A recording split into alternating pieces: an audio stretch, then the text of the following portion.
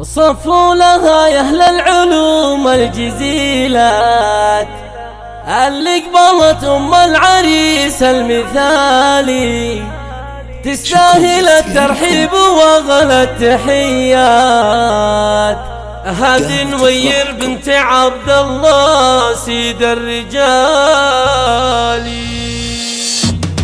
صفوا لها يا أهل العلوم الجزيلات اللي قبلت أم العريس المثالي، تستاهل الترحيب وأغلى التحيات. نوير بنت عبد الله سيد الرجال، يوم سعد لي لها عن غير ميزان، معروفة بالطيب والقدر عالي، في فرحها يتفاوح الهلبات، والعود الأزرق في كفوف الدلالي. يما العريس الليلة نلت المسرات، في عرس من هو شال زين الخصالي، سعد وهو ساس الكرم والمروءة، ومجلسه كالبدر فوق المعالي. أم سعد مجد صيتها ما يبي ثبات، ونورها يجري سواد الليالي، ذات الحواجب والعيون الكحيلات،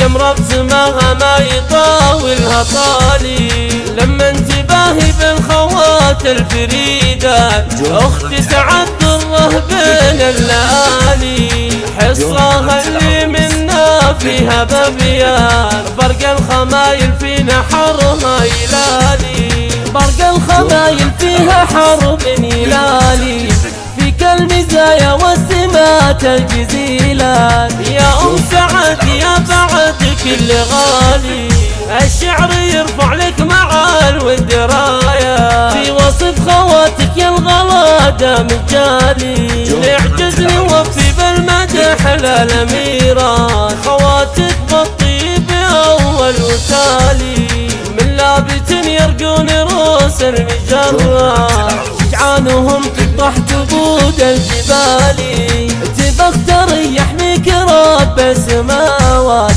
وزغردي يما سيوف الصقالي، جعل السعادة فالك بكل الأوقات، والله يبعد عنك شر الليالي، جعل السعادة فالك بكل الأوقات، والله يبعد عنك شر الليالي، والله يبعد دامت عنك أفراحكم شر الليالي.